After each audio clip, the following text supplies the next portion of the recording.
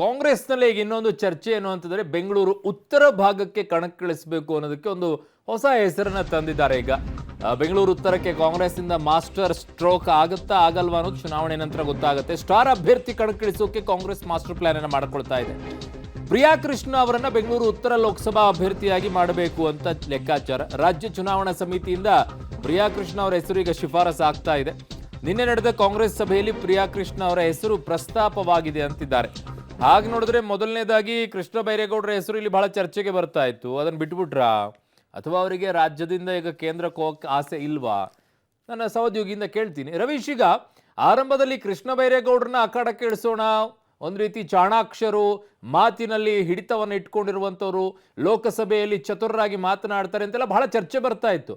ಅವರನ್ನು ಬಿಟ್ಟು ಇವ್ರಿಗೆ ಯಾಕೆ ಬಂತು ಇವಾಗ ಸಡನ್ ಆಗಿ? ಫುಲ್ ಚೇಂಜ್ ಅಲ್ವಾ?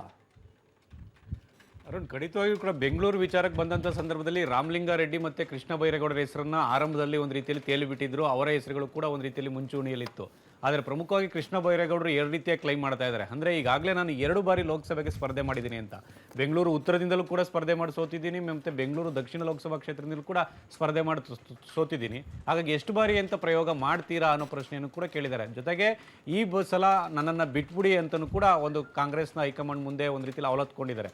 ಆ ಕಾರಣಕ್ಕೋಸ್ಕರವಾಗಿ ಕೃಷ್ಣ ಬೈರೇಗೌಡರನ್ನ ಆ ಒಂದು ರೇಸ್ನಿಂದ ಇವರೇ ರಾಜ್ಯ ಚುನಾವಣಾ ಸಮಿತಿಯಿಂದಲೇ ತೆಗೆದುಹಾಕಿದ್ದಾರೆ ಅಂತ ಹೇಳಲಾಗ್ತಿದೆ. ಇನ್ನುಳಿದಂತೆ ರಾಮಲಿಂಗಾರೆಡ್ಡಿ ಅವರು ಕೂಡ ಈ ಒಂದು ವಿಚಾರದಲ್ಲಿ ಯಾವುದೇ ರೀತಿಯ ಆಸಕ್ತಿಯನ್ನು ತೋರಿಸಿಲ್ಲ. ಜೊತೆಗೆ ತಮ್ಮ ಪುತ್ರಿನಾದ್ರೂ ಕೂಡ ನಿಲ್ಲಿಸಬೇಕು, ಸ್ಪರ್ಧೆ ಮಾಡಿಸಬೇಕು ಅಂತಲೂ ಕೂಡ ಒಂದು ರೀತಿಯಲ್ಲಿ ಒತ್ತಾಸೆ ಇತ್ತು. ಸಾಕಷ್ಟು ಅದರ ಬಗ್ಗೆ ಸರ್ಕಸ್ ಆಗ್ತಾ ಇತ್ತು. ಅದಕ್ಕೂ ಕೂಡ ರಾಮಲಿಂಗಾರೆಡ್ಡಿ ಅವರು ಒಪ್ಪಿಲ್ಲ. ಹಾಗಾಗಿ ಅಂತಿಮವಾಗಿ ಈಗ ಪ್ರಿಯಾ ಕೃಷ್ಣ ಹೆಸರನ್ನ ನಿನ್ನೆ ನಡೆದಂಥ ಚುನಾವಣಾ ಸಮಿತಿ ಸಭೆಯಲ್ಲಿ ತಂದು ಬಿಟ್ಟಿದ್ದಾರೆ.